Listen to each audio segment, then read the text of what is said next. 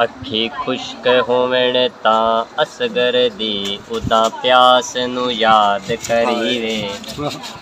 ਹੋਵੇ ਆਖਰੀ ਵੇਲਾ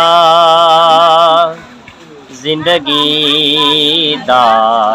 ਕਿਸੇ ਖਾਸ ਨੂੰ ਯਾਦ ਕਰੀਵੇ ਤੇ ਜਿਹੜਾ ਤਾਬਿਸ਼ ਹੁਰ ਨੂੰ ਹੋਇਆ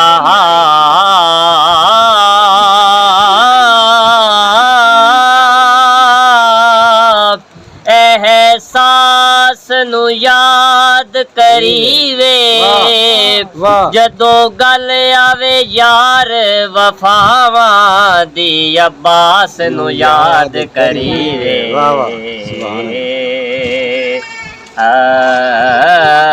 अब्बास नू याद करीवे ते जिंदे कोल शऊरे नहीं भुलदा बे अकलियां भुलना होंदा है कुछ ख्याल करीवे अमलां वी बिल आखिर तुलना होंदा है ते जेड़े दूर हिन आले ज़हरा तो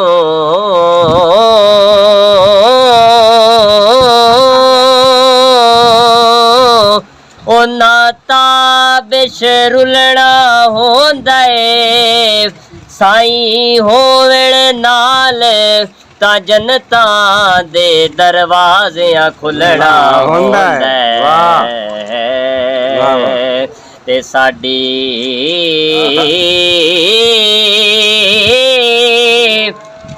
पिन्नण दी आदत छुट गई दर दर खड़कावना कोई नहीं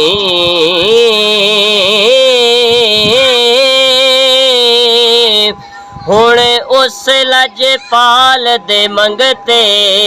हैं जाए झिड़क वलावना कोई नहीं ते हिको पीर सवाद दा लब गया है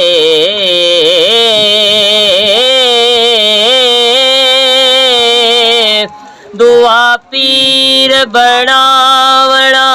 कोई नहीं ओ मसलाई ताबिश बुझ लेंद मुँह बोल सुनावना कोई नहीं मुँह बोल सुनावना कोई